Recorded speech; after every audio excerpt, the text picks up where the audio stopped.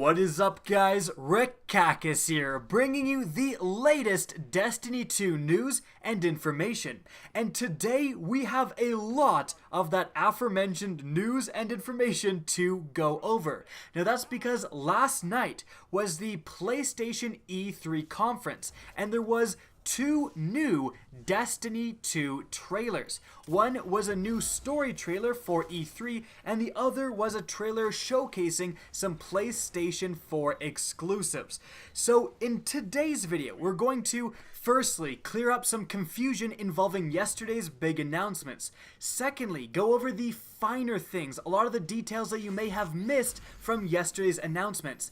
And thirdly, go over a bunch of new information coming from other sources outside of those official announcements, interviews, articles, and so on. Again, there's a lot to cover. So let's start here with baseline information. I really want to go over to clear up so much confusion, the actual official dates of everything that's going on for Destiny 2 until the release. So let's get right into it.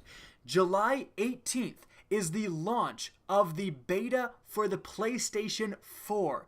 Then July 19th is the launch of the beta for the Xbox One. This is definitely unfortunate. For whatever reason, this wasn't mentioned in the PlayStation trailer, like you get a day extra if you're on the PlayStation, but regardless, this is what is happening. We move on to July 21st, being the day that the beta turns into an open beta, allowing anyone to play. Previous to that, you'll have to pre-order Destiny 2 on your respective console to gain access. After that, July 23rd, the beta ends. However, there's going to be a different PC beta late in August. So if you're a PC player, you won't get to participate in the July 18th to the 23rd beta. However, if you're a true fan, you get to play again before the game comes out. So I guess you have that. Moving on from there, the Destiny 2 launch has been moved up 2 days to September 6th for the PlayStation 4 and Xbox One. And that includes all of their respective consoles, so the Xbox One X, the PlayStation Pro, etc. And then for PC, it launches October 24th. So those are all the official dates. Everyone should be on the same page now. Now moving on from there, I'm sure you guys would like to know what is actually in the beta. Well, we got some information involving that. This was during an IGN interview where Luke Smith unveiled that the beta will include, firstly, the Homecoming story mission. This is what we've already seen so far during the gameplay world premiere. Secondly, the Inverted Spire Strike, which you're probably seeing gameplay of in the background. This was again available to play at the world premiere. We also have PvP, and presumably there's going to be a couple of different PvP playlists you can choose between. Now also, very interestingly, there's going to be 6 subclasses you can choose between, so 2 for each class, including all 3 of the new subclasses. So the Sentinel Titan is going to be in the beta, as is the Arcstrider Hunter and the Dawnblade Warlock. All 3 of those kind of new classes are going to be playable in the beta. That is definitely some exciting news. Now also they mentioned that there are secrets and other things that they can't quite tell us about, but that are going to be in the beta. Now the most exciting thing for me is that even though I've played this content before at the world premiere, I am so excited for the beta because presumably the loot system will be turned on. When we played in the world premiere, you had a specific number of weapons that were universal no matter what you were doing, and there was only a different exotic depending on what class you were playing. So even though the Inverted Spire Strike may be the only strike in the beta, I'm going to be playing the hell out of it and grinding every single piece of new Destiny 2 loot that I can. Now moving on from there, another piece of information, I'm sure Xbox players are pretty excited by the announcement of the Xbox One X. However, unfortunately, it has been confirmed that Destiny 2 will be on 30 frames per second even on the Xbox One X, the world's most powerful console. This makes sense because you can play with Xbox One players, and if you had 60 and they had 30, that would be catastrophically unbalanced. And that's just gameplay dynamics. Maybe Xbox One X can't handle 60 FPS on Destiny 2. I don't know, but regardless, it's going to be 30 FPS. Now next up, we have brand new information, awesome information, involving the semi-return of a beloved Destiny 1 class, the Defender Titan. Previously, I thought, and a lot of other people I'm sure thought, that the Defender was being taken over essentially by the Sentinel. But according to Luke Smith in a PC Gamer interview, he says, so one of the Sentinel trees actually has the option to, when you cast your super, you can press down and hold the super activation and you'll place a Ward of Dawn instead. So yes, the Captain America Sentinel Titan will also have the ability to double down and use the Ward of Dawn, making it so good in PvE, and even some people swear by it in PvP. As a very avid Titan player, I was worried about the loss of Ward of Dawn, but it seems like it isn't lost, it's just being remade and reimagined. Now moving on, some more broad strokes news. Destiny 2 at launch will have a competitive and a casual PvP mode. Essentially, you have firstly a quick play playlist. This is the casual playlist, and it will have game modes like Control, Clash, and Supremacy. Those three are confirmed for the quick play playlist. Now the competitive playlist has two modes. Countdown that we've seen so far, so that's the attack, defend, elimination game mode that we've already seen, and another mode that Bungie said they aren't talking about right now.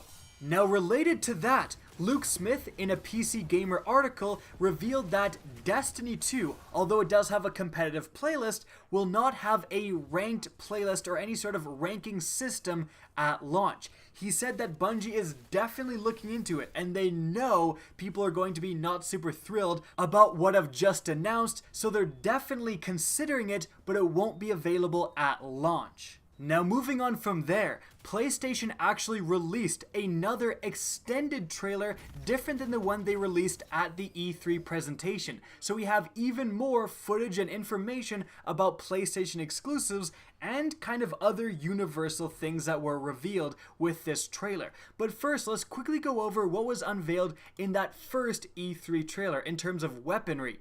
Firstly, we got what very much looks like, in my mind, the first look at Iron Banner weapons. They're very clearly battle-worn weapons that have that same Iron Banner brown that we've kind of seen before. Now, I definitely could be wrong on this, but that's what it looks like to me. Moving on from there, we got to look at a new exotic grenade launcher, and boy, does it look incredible. After that, we have a new exotic sword pictured here, or at least it damn well better be exotic, because if the legendaries are that cool, what the heck will the exotics look like? And lastly, we got a great shot of the Dubious Volley exotic rocket launcher. Now moving on to the extended PlayStation trailer, well, firstly, at the very beginning, it's not good news. And that's because the PlayStation exclusives are timed until fall 2018. That's what it says in the fine print. So literally a year before you're able to access the content that we're going to go over in a sec. Now, don't get me wrong, guys. I have an Xbox One, I have a PC, I'm a gamer, all around. I play all these different things, so I just have nothing but sorry feelings for Xbox and PC players. They are getting the short end of the stick here, and I think that amount of length is just ridiculous. When the first couple expansions come out, the exotic and the strike won't even matter anymore. They should just give it to the other players. But that is just the way things are right now, unfortunately. But Xbox players should have a little bit of solace in the fact that Anthem, the incredible new open-world MMORPG loot-based game from BioWare, was unveiled at the Xbox press conference. It may be getting some Xbox exclusives. And PC players, I mean, my god, you have Steam sales, you have nothing to complain about. Anyways, moving on, let's talk about that PlayStation exclusive content. Firstly, the new Strike, unveiled today as a piece of PlayStation exclusive content, the Lake of Shadows, features very clearly, and you can really see this in the extended trailer, the Taken. The Taken are back. That's insane. Last time I checked, we dealt with Oryx. So why are the Taken back?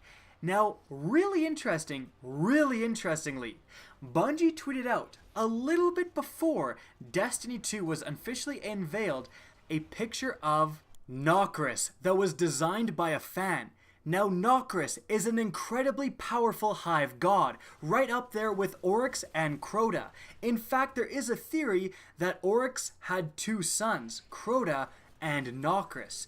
Could Nokris be coming back?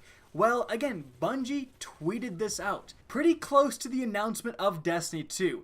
Coincidence? Well, at the time, yes, it was just all hearsay. But now that we see the Taken again, there seems to be another hive god in the mix here, and the only other one we know about so far is Nokris. Now, it could be a little bit mistaken there. My lore is definitely rusty, but this is definitely a possibility for what we're seeing with these Taken in the PlayStation exclusive Strike. Now, moving on from there, we also get to see the full sets of PlayStation exclusive armor. There's the Terra Concord for the Titan. There's the Tesseract Trace 4 for the Warlock. And then there's the Icarus Drifter for the Hunter. All three, they look pretty damn cool. It's unknown what rarity they will be. Will they be what you can get from Sublime engrams like the Hesperos armor that actually matter a little bit in the endgame? Or are they going to be blue sets of armor like came before that and have really limited to no effect in game? We also again see the ship, the city Apex, and then very importantly, we see a ton more information about the new, unveiled today, exotic sniper rifle, the Borealis. This weapon, as said right in the trailer, can switch between 3 different elemental modes at will. So you can choose between Arc, Void, and Solar. Like at the press of a button, you can change it from Solar right to Arc. And then depending on what enemies you're actually, fighting against, that's gonna hugely matter. Right here, you see it switch to Solar from previously Void to take out this Taken captain with a Solar shield. That is definitely a pretty damn sweet ability, and I've got to say, just the design of every exotic in Destiny so far, the Borealis included, they look so damn cool. And lastly, we get an extended look at the new PvP map, Retribution, which actually takes place on a Cabal warship, so that's a pretty damn cool setting. And so guys, that is really everything we know so far. If there's anything new, I will absolutely keep you covered. Now, if you want to see this new Destiny 2 content when it comes out, be sure to slap that subscribe button. And if you actually want the subscribe button to do anything, make sure to press the bell beside subscribe. Now, if you guys want to get in touch with me, the best way is to follow me on Twitter at RickCacus. That's linked in the description down below, as is my Twitch channel, which you can also follow. Again, hope you enjoyed the video, and as always, have a good day.